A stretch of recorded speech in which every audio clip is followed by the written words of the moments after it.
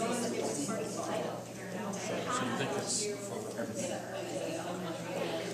so take about 1 more minute as a table group, about 1 more minute.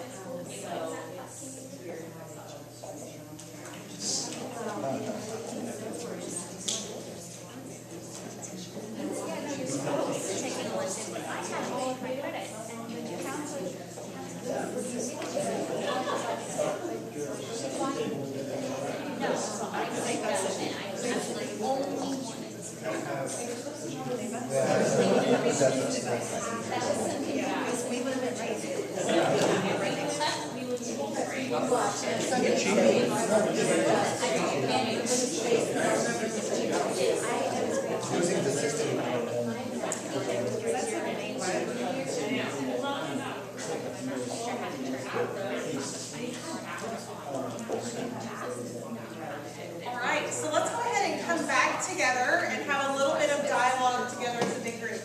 So before we hear from each of the different table groups, let me give you a little bit of context about where this came from. So sometimes districts or companies create documents because it's what they aspire to be, but that's not the way that the Leander Way document was drafted.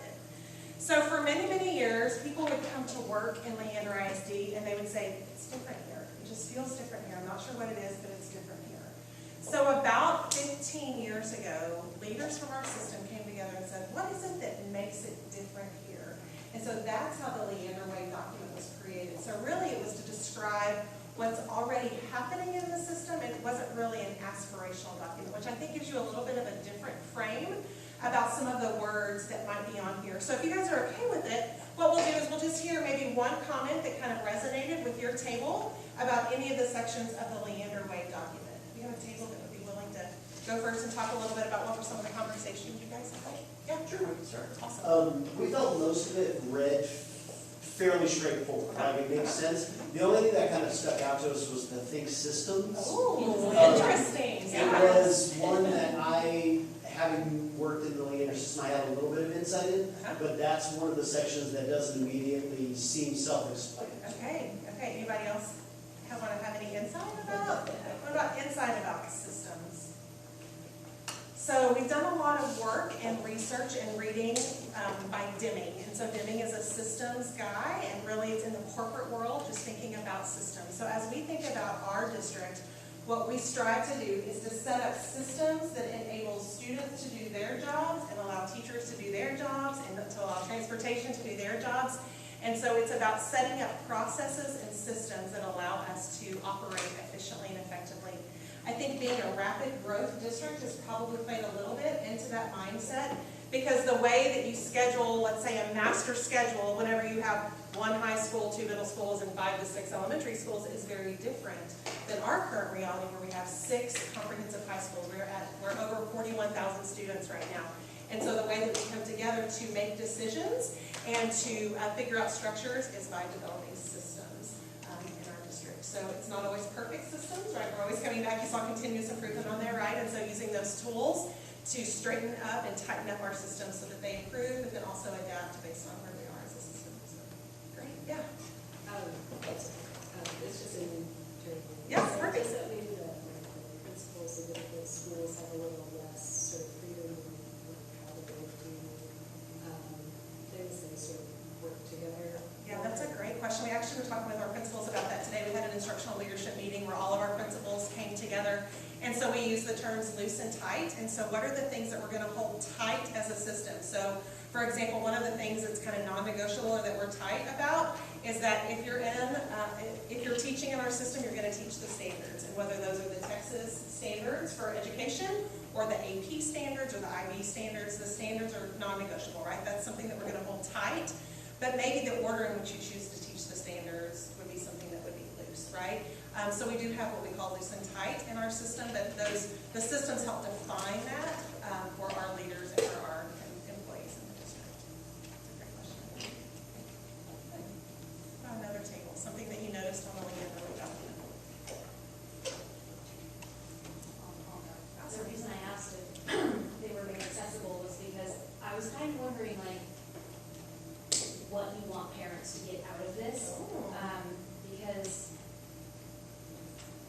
I mean, some of it is obviously very obvious, almost so obvious it does need like the statement, right, hopefully, like trust. Sure. Okay, Sure. so basic human value sort of thing, but then we're in the same thing, we're like, well, if I'm like sitting here and putting a considerable amount of thought in what do they mean by systems, and I can't come up with an answer, then how useful is this document, and what is it that you, I mean, I'm just curious, like, what do you want parents to think when they see that? So it's interesting, whether you're on social media or you're on campuses, sometimes you hear people talk about the Leander way. What does that really mean, the Leander way? Is it just the way that we all agree to treat each other? And so I think that this document is meant to articulate, no, when we talk about the Leander way, these are the things that we hold really tight in our system, right? And so trust, yeah, you're right, it is something basic that we would hope is going on, but we believe that it's important to articulate it, and it's not just I'm going to trust you and you trust me back, but building trust. What are the things that we need to do to build trust in our system with our students, with our parents, with our community? How are we conscious that we're building trust, right? And so that's kind of the purpose of this. And again, it was meant to articulate the reality of our system, not an aspirational document. So it's interesting for people who aren't a part of the district, different interpretations. You guys, what do you think sets Leander apart, like without kind of, bashing another school district? Like, what is it that makes Leander unique? So we did some work with our instructional leaders last month, right in August, in our instructional leadership meeting, where this was the document that we talked about. And we partnered up people who were newer in the district with people who had been in the district longer, and just let them have conversations about it. And what came up over and over again was this idea of relationships and the way that we rely on each other and we trust each other and that we're better together. I've been in this is my 5th district to work in. I've been in Leander for 15 years, but I was in 4 other districts before coming to Leander. And in other districts, sometimes teachers are afraid to collaborate too much, because then that might mean that you are just as good as me, and maybe I'm hoping for that promotion, and so maybe I'm gonna hold some cards really close because I don't want other people to surpass me. And in Leander, I have never felt like it was cutthroat. I have never felt like I wanted to hold something close to me. It really is about that we're better together here, and that's what I heard over and over. Yeah, and I would, just to answer your question as well, they are public documents, and we are sharing them with you so that you understand what guides our work. So but the central focus is what guides, to get a better understanding of what guides our work. And so, like building relationships, it's something that we believe in at the school level, that, kids, when kids understand that you care, that's when they really, have drop their affective filter, drop their defenses down, and just become engaged. Same with the trust, but also in the work we do. One of the things we've been really working hard at the central office across the parking lot here is to really break down those silos and work together and build those relationships and develop that trust. And in the last year and a half, 2 years, we have really made some great strides at that. And when you share ideas and work together with people instead of being siloed in your apartment and just thinking about your narrow work, it has led to some higher quality products and outcomes for us. And I think so it's been exciting for us to really live the Leander way. That's been kind of a focus for us. When you have something that's been around for 15 years, a tendency to just be something on the wall, or just be something that's posted on the website, and it doesn't necessarily get lived out in our daily lives.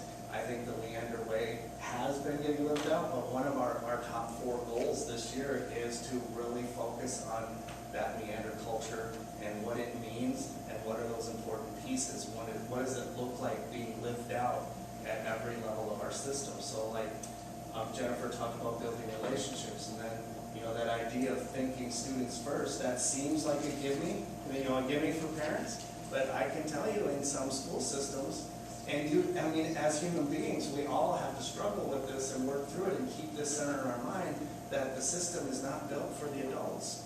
And I'm not necessarily talking about parents, I'm talking about the employees. It is built for the kids. And so we always have to really, this is something that we can go back to whenever we're having conversations, and we're constantly framing our questions around, is this something we want to do? Is this the right initiative? Is this the right decision based on what is it good for students? Is it the best thing for kids? and really making sure that we're making decisions that are best for kids with the community members in mind, but best for kids and not, it's not about what's best for us. It's nice to make a living and get paid for doing the things you do, but our goal, what we're here for, the purpose of our entire institution and organization is educating and caring for and making sure your kids are safe. And we're cheating the same for money. That's right. And hopefully they're happy and having fun in the Right. meantime. And then the other thing that kind of speaks to the last one there, and there's 3 bullets under each one, but for me, like that first bullet is the one that just packs so much punch. On the third one too, create passion for learning, for working and learning. So that's gonna be one of our big focus areas for this year is how do you really get, what do we need to do? What kind of learning environments and experiences do we need to develop and ensure that are in our students' daily lives so that they get excited about the learning, so that they're engaged? Because our kids, your kids, I would say, good, excellent job, they learn at high levels. And that has as much to do with you as what happens in our schools. Are they excited about the learning? Do they come home enthusiastic, pumped, and jazzed, and fired up about what they're doing? That's what we want. That is an aspirational piece on this document, I would say. And that is what we are working towards, because we do know and we do believe that when kids really get turned on and make that connection to their learning and find their passion or become passionate about something they're learning, then one of our colleagues, Krista, talked about instead of having to push them in their work, that enthusiasm just kind of pulls them, the learning pulls them along, because isn't that how she said it? I don't think I'm saying it quite right, but it's just the idea that then you can't stop a kid from really being all in, and that's what we're looking for. That's kind of the magic. That's when the magic's happen. So that is our challenge to ourselves for this year. And that was an overshare, but that's why I'm trying to sit over here quiet. I will tell you this, being new into the district, I took a job in Georgetown and took me over here. And, I was sharing with my table mates, I'm a military brat, so I grew up all over. And so my kids have been blessed to be in the same school, the same district, for their academic career before we moved. And I have 3 sisters and teacher friends. And we heard it once, we heard it half a dozen times, that Leander was where we needed to be. Leander ISD is where you needed to have your kids. So your reputation is out there. I mean, it is, people talk it, it's just different. And when I ask those people, like, maybe it's different, like, it's just different. I heard one thing about the superintendent, but one person doesn't make a district different or stand out. I mean, things do start from the top, but, the reputation is out there, and, and I look at something like this coming out of a corporate role, I think, corporations have ethics and values, and it's on paper, because it's what's important.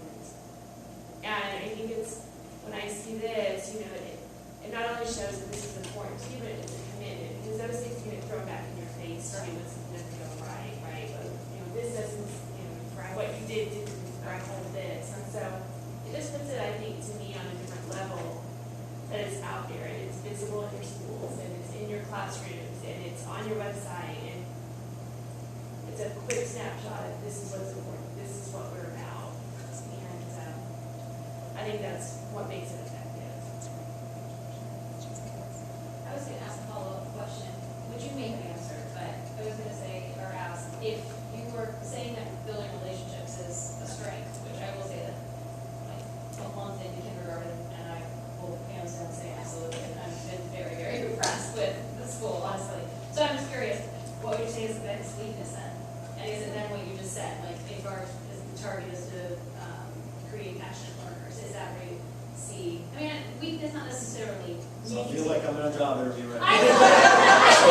I believe the most popular answer to that is my weakness is I'm a perfectionist.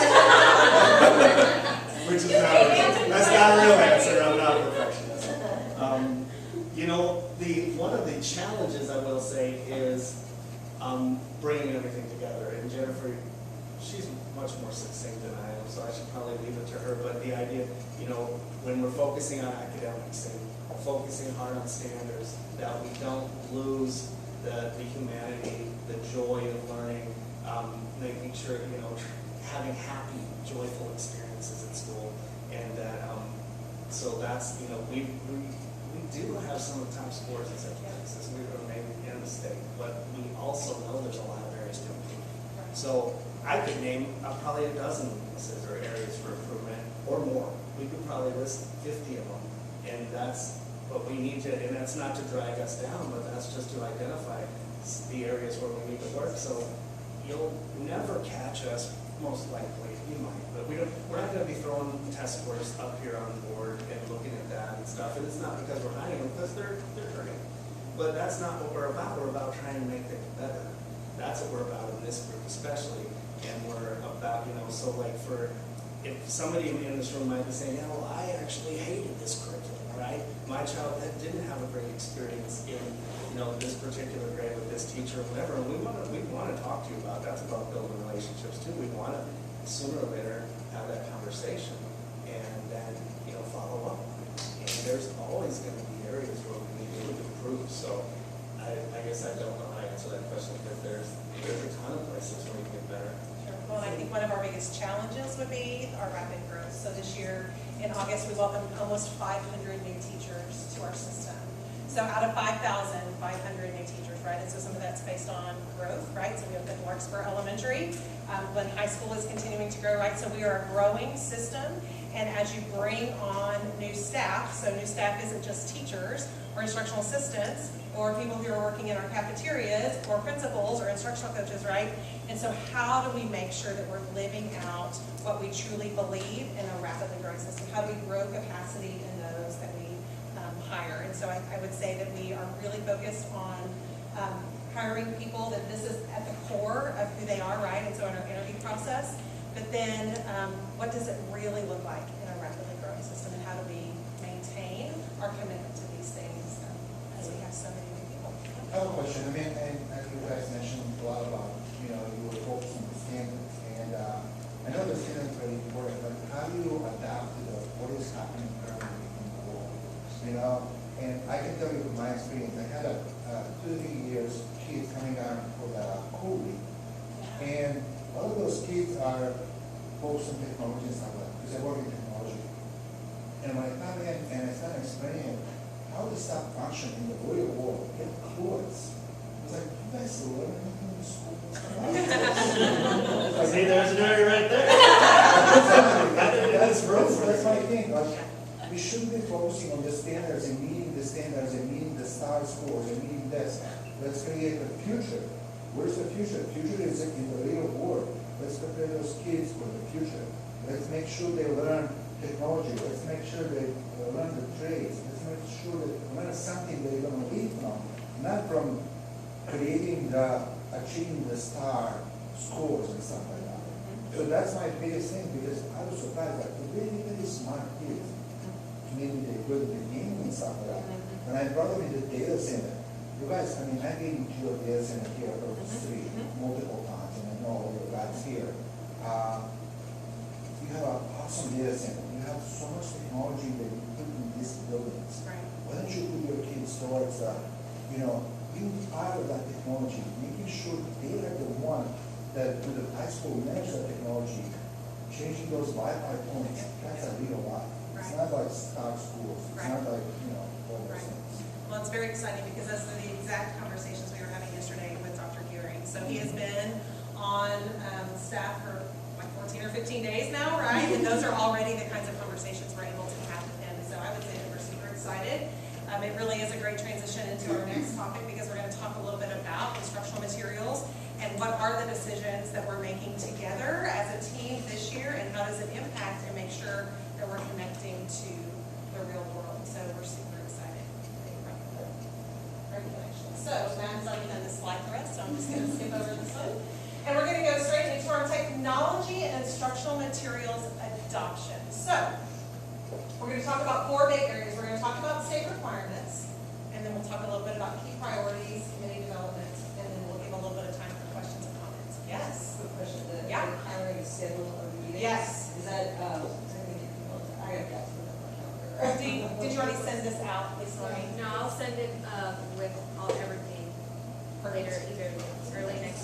By the way, This is this is Lisa Lisa Marie, Marie, and the she person who you always actually together. talk to Yeah. on the, in your emails every time. Just in case you're wondering, I'm not doing my job. It's in the agenda attachment. Perfect. So you'll send it out again.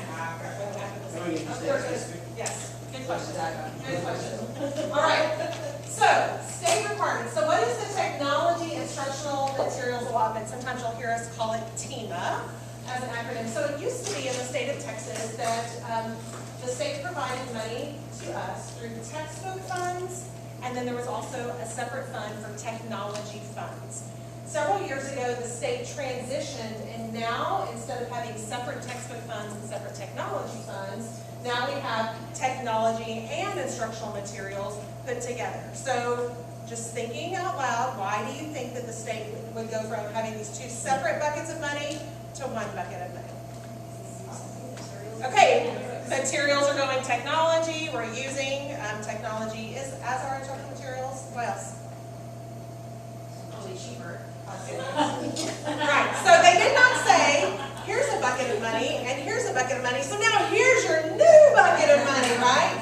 It is a reduced bucket of money, but by putting those things together, I think that they are also sending the message that we should be using technology as a part of our instructional material. So that is the intent from the state of Texas. So I'm going to let you read that definition at the bottom of the screen.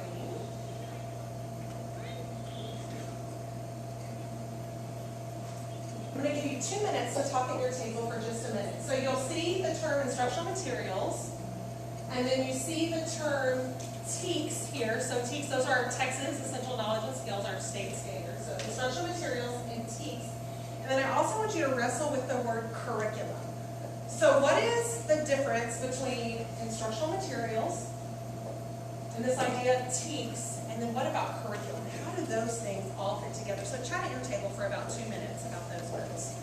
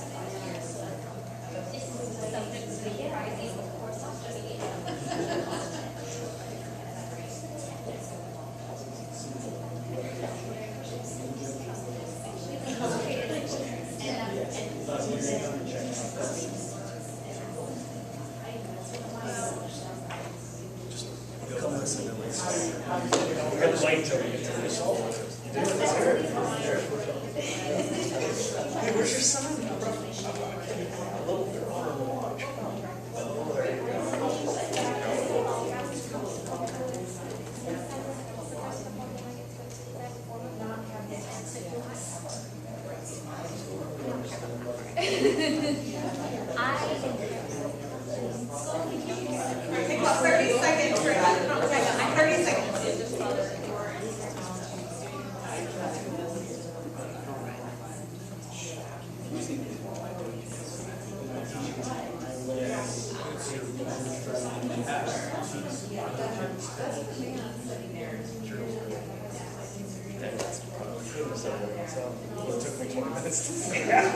All right, so let's come back together and talk about these terms. So TEKS stands for Texas Essential Knowledge and Skills. So what do you know or understand about the TEKS? Okay, they are assessed on some of those standards. Standards. They're mandatory. We actually have to certify, we sign every year to the state of Texas that we're meeting all of the standards, yeah. They're also the same across the state, right? And so whether you're in Midland or Odessa or Leander or Marshall, Texas, right? It doesn't really matter. These are the standards. They're universal. All right, so what about this idea of instructional materials? What do you think of when you hear that term, instructional materials? Books, could be handouts. What else could it be? Online textbooks. Google Classroom resources, computers. So because this is a technology and instructional materials allotment, you could actually buy some of the hardware with this money. We don't in Leander, but some some districts do. Websites. Websites, right? Science lab materials, right? Yeah, so those kinds of things would be considered instructional materials. So what about this idea of curriculum? Where do you think that fits in? I think putting everything together, Okay, and it's curriculum is gonna be a whole. okay. The action plan for how you can use the Okay, instructional yeah, materials to yeah. achieve this.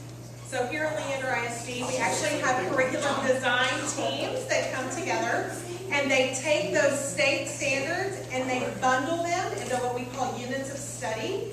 And then we find instructional resources that help teachers teach those units of study, right? So we could just say to a teacher, here's the 150 second grade language arts teams. Good luck with that, right? But instead we say, here's the 150 language arts teams. What we've done is we put them together in about 8 units of study so that you can teach kind of these vertical themes on your campus.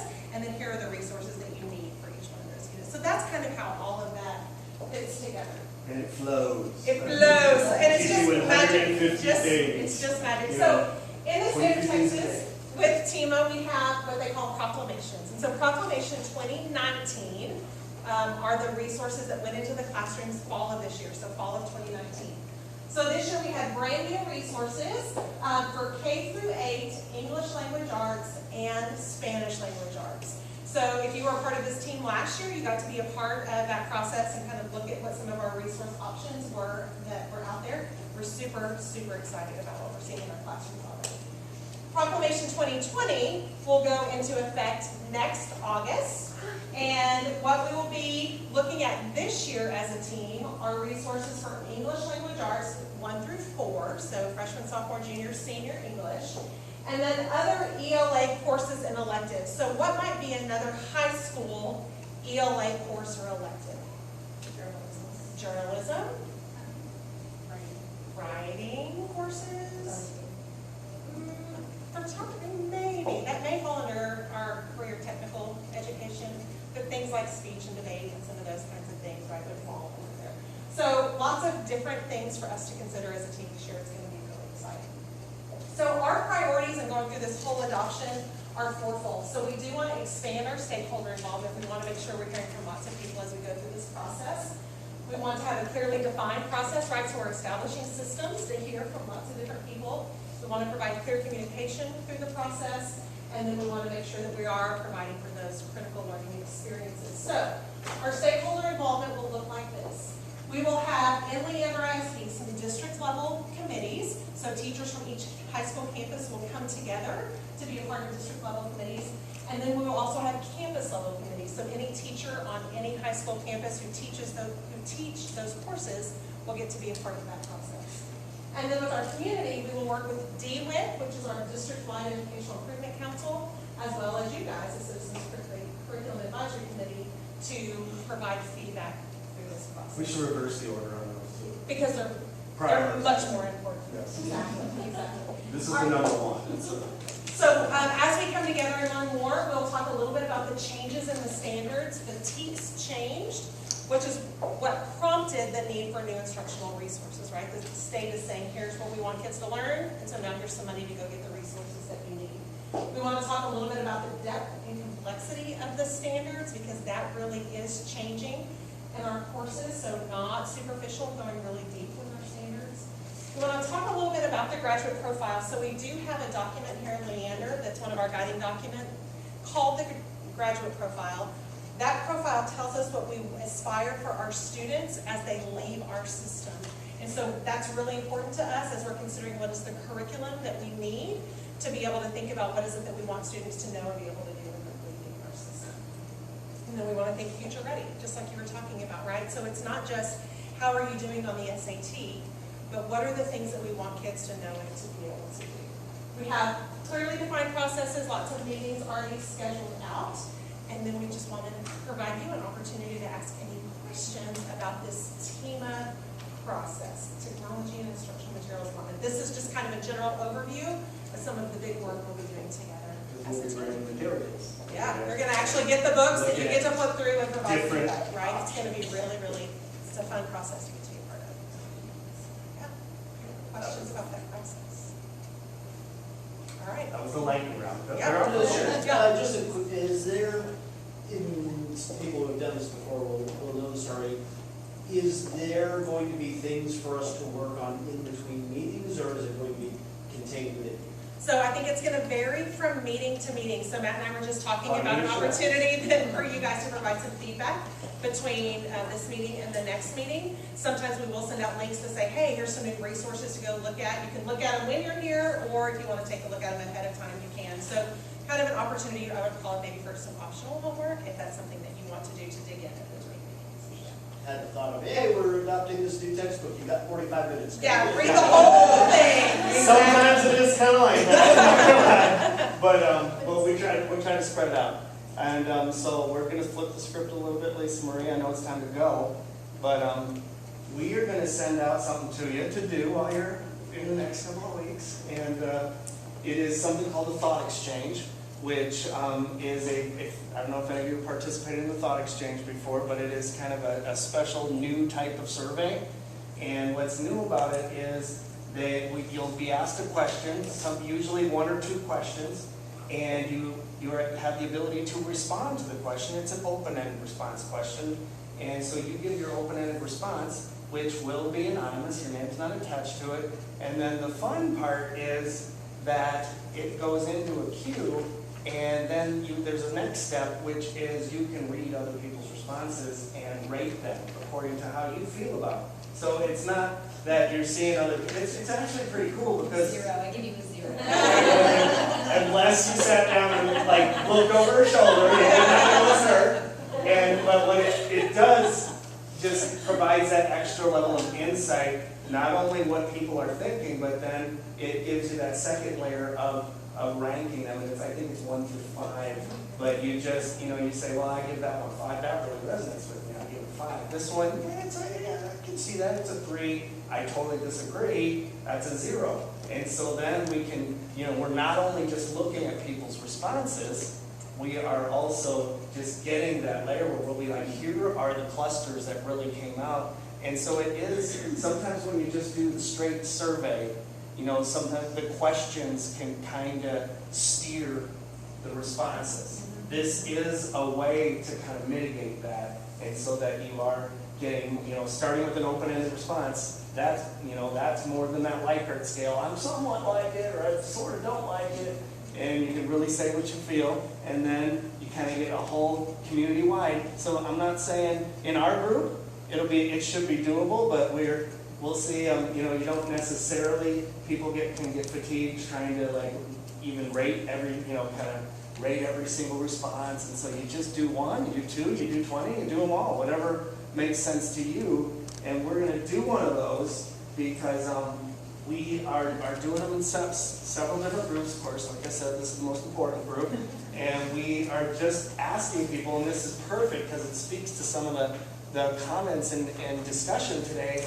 We want to answer the question, or we want you to answer the question and respond to this question. I just said that like cyclically like 3 times. But what do you want learning to look like in LISD? So this is a perfect one for you to get down with. And so what do you want learning to look like in LISD? And then usually we would have this, we would go through and you would answer that, we'd have some discussions, we would rank them, and then we could show that information, and then we will go to the second question, which will be, what does success look like for you? I think I'm wording it right. And what does success look like with your child, or when you're as a parent, what would you think would be successful, or a success, or at the school, you would be satisfied with the school, you'd be happy with the school, what does that look like? And we're just really trying to get at framing the work we do around what is important to you. And so you're kind of the pilot test, or like the prototyping, because we will be continuing to expand out that questioning to larger groups, and just seeing what kind of data we get. Now, I'm going to have to think it through now. There's not that many people in this room, so I could see where you could be like, punishing your new friend here. I didn't even think of like the vindictiveness part. But anyway, we'll figure that out. But what I'd like to do, and them is send the link out to the survey, and if you have time, if not, we can take a couple minutes when we come back in November, but just take a couple minutes and answer the questions. And like I said, it's anonymous. And when we come back, we can take a look at some of the data, and probably by the time we come back, we will be able to cluster it with some of the other data from some of the other groups we'll bring it to as well. And then if we're brave and we decide we want to, we can tease out just our data and look at that. But that is where you'll be kind of being able to see, hey, I can see right how they rated mine and stuff like that. And it's actually pretty cool. It's a little humbling too. We've used it with some of our initiatives and things. And sometimes you're pretty hot on an idea, and then you find out the whole rest of the group just isn't really that hot on it. And it's okay. So We use this tool for middle school zoning conversations, so some of you may have used it before because you provided feedback about zoning, so it's that same tool. Okay, excited. yeah, it twisted us up in knots a little bit, Yeah, but Awesome. it did help us to get feedback about a very difficult issue that we also face as a growing district, zoning. So anyway, we are past our time, and we're just happy to have this group. This feels like a solid group. This is a diverse set of experiences and expertise and perspective, so I think it's going to be kind of fun and interesting, and maybe we'll get a little fired up, and it'll be great. So.